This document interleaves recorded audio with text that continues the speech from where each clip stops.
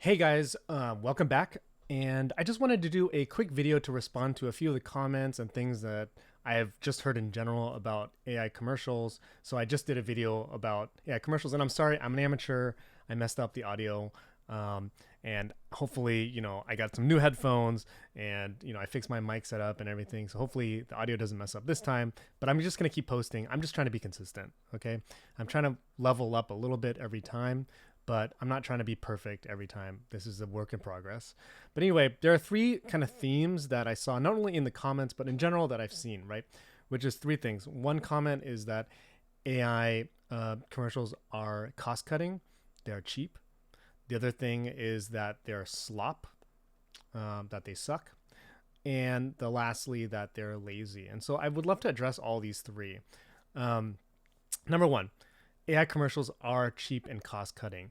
Now, I think all three of these are true. It's not wrong that they are there's cheap, there's slop, there might be even laziness here, but in terms of the cheap cost cutting aspect, I mean, maybe I don't know the budgets of Vodafone and Coca-Cola, but maybe they paid less than they would have if they worked with, a full cast and crew and VFX team on a commercial. Maybe that's true. I mean, at the same time, Coca-Cola sometimes does multi-million dollar budgets for commercials, and sometimes they do $100,000 budgets for commercials. Especially, let's say in Vietnam, where I used to live, they might pay less for a Coca-Cola commercial there to produce it because they're working with, people who work there to create the commercial in market price there. So that's one aspect. But in particular, I think what is more likely, at least I hope is going to happen, is that they're not going to pay less for less. What they're going to do is pay more for more because they can. So let's say that the AI commercial that Coca-Cola just did cost them $100,000. I don't know how much it cost them. Maybe it cost them $100,000, let's say, just to make that. And usually it costs them $500,000 to do a commercial, let's say, for example.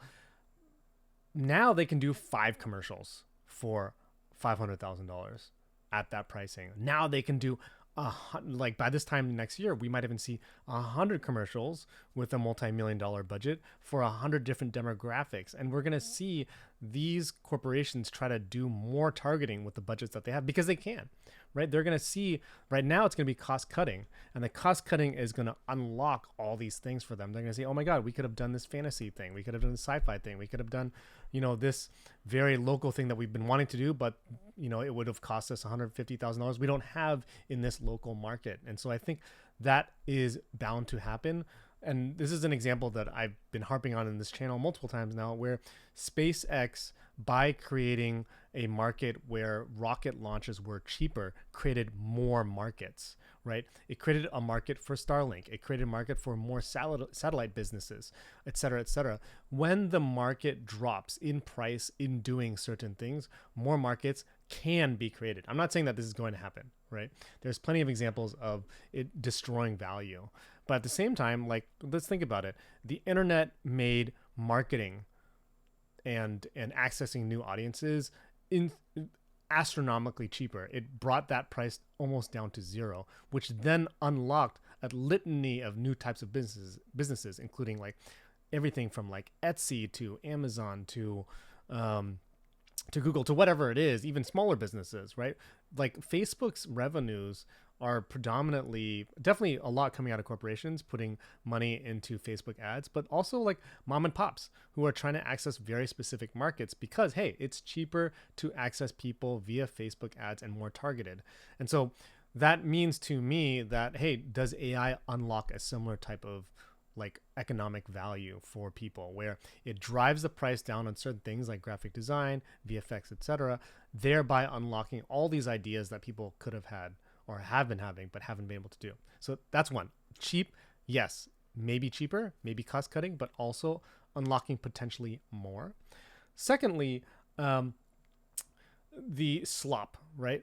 And I agree. There's going to be a lot of slop. I create slop as well using AI because I'm learning, and I definitely see a lot of other AI creators who are also creating slop. Although I have to say, most AI creators that I know, at least, are more professional because they're the types of people who are willing to try out new things. Especially AI tools are a little bit hard to use right now. It's a big misconception for people who think that, hey, it's just like prompting leads to whatever, leads to like an AI commercial. No, that's not how this works. It takes a lot of work. This is something that people who have not used AI tools don't get, right? A lot of people who are like anti-AI, they're like, oh, it's just so easy. It's not easy.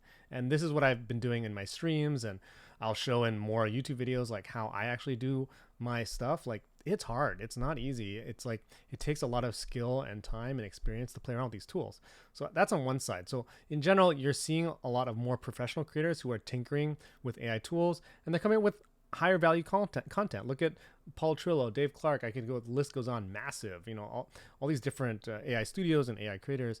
But yes, there's going to be people who are making AI crap. I mean, you open up Image Playground with Apple, you open up Meta's image or Bing image generator, and you're just creating a bunch of slop or whatever. But here's the caveat. Social media is where slop has been for the last 20 years, 10, 20 years, right? If anything, the internet is the beginning. There's slop from GeoCities, if you remember GeoCities, from Napster days. Like, people were creating crap even then. And it was the algorithms or the communities or whatever, or, you know, Yahoo editors and curators who were sorting the best stuff for everybody. So we felt like we were getting the best stuff. We went into Hacker News, to Reddit, or to Yahoo, to TikTok now, to YouTube, or whatever, or Instagram, or whatever, YouTube, where the algorithm is serving us the best stuff. We have a warped perception of what good is because we're just being served good. But the 80 to 90% of the content on the internet is slop. So what's AI going to change? It's going to make more slop. Maybe it's 10x more slop. But at the same time, it's going to unlock more stories and more potential for things that would not have been created. Like, I worked with a musician who is an Indian Guyanese musician from Canada. She's very unique. Her name is Anjali. You can actually find her music video online. That we made this about a year ago using older AI tools, right? And it took us a lot less time, maybe about 30 to 40 hours of work. It took a lot of ideation, a lot of conversation that we had to create a music video that no one else would have funded. But it took the two of us and a feedback from a few of our friends to make this music video together. That takes a lot of effort, but it takes way less budget and skills than it used to. And imagine a world in which right now we get a lot of social media, we get a lot of content from all over the world. Now, let's say like all the people who want to make fiction, who want to tell stories of their families and historical stories and stories that are more present for them, fictional stories, etc., and they now have the tools to do so. Yes, there's going to be a lot of slop out of that, but also there's going to be a lot of beauty out of that. More from a absolute numbers point of view, more beauty than there was before, in my opinion, more art than there was before. And so I think on one side, we can accept slop. Slop is coming, and slop has already been here. It just might be more of it in an AI form. And at the same time, we're going to see more stories that we've never been able to see before. And that's beautiful to me, right? Like, story from all over the world. Lastly, lazy. Now, this is one I'll push back on, is that I don't think it's lazy at all. It takes a lot of effort to make an AI, video to shine, right? And it can even show you, really quickly. Let me see if I can load up a tool right here. Right? Like, so for example, Luma Dream Machine, right? This is a pretty cool tool that I've been, let me switch over my screen here really quickly. For some reason, OBS is always giving me a hard time when it's switching the screens. Here we go. So here's Luma Dream Machine, and these are a few videos that I've been working on. And sometimes I'll just take an image and I'll one-shot it, and it will give me this nice, video. Not bad, right? And then other times, I'm spending a lot of time getting it right. Like this one, it's a little awkward. Her head is cooning in a weird way. It's getting distorted. So it takes a lot of time to re-roll that, to re-prompt that, to figure out, okay, what do I tell it differently? Even little things like this, like getting this tennis player to move in the correct way, it just warped in this weird way. Her hand changed. Now the tennis racket is huge. The ball was moving along. Like, it takes a lot of re-rolls. Sometimes you have to go back to the drawing board and be like, hey, I can't even use this. This is unusable, right? Other times, you get a nice shot, but it's not quite correct. Like the hand isn't moving, the wings are moving, but the wings went off. Like these are all these little things that on one side the AI companies are getting better at, and definitely AI creators are trying to get better at prompting and trying to get better at using it. And so I think that's really key here to understanding where a lot of people who are kind of critiquing AI tools and how AI is going to impact us don't even use it. So what they are coming from a place of not fully grasping what are the challenges right now and why it is not necessarily lazy, right? Like if it was lazy, why are there not that many people jumping into it, right? Because it's hard. It's just like ChatGPT. It surprises me, honestly, but it surprises me at first when I think about it that, hey, it's been 2 years of ChatGPT now, roughly, right? November 2022, I would say. So like it's been about 2 years of ChatGPT, and yet we're only in the 100, maybe 200 million plus number of people on Earth who are using it. This is a tool that can translate any number of sentences into almost any language, very seamlessly. It can reformat documents for you. It can be a thought partner. It can help you learn all these different things. And yet we're only at 200 million globally.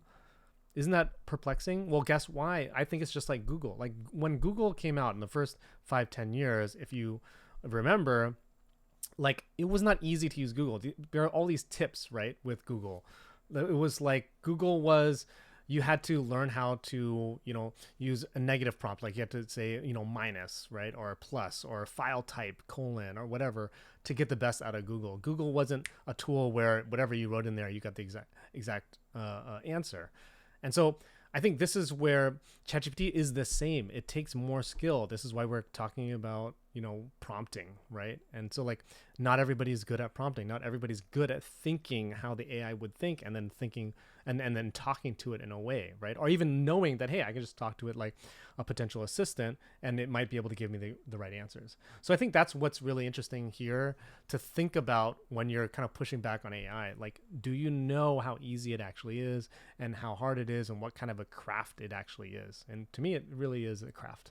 So those are the three things that I'm pushing back on against a few comments that I've seen on the internet, as well as just generally the pushback that I see about AI commercials.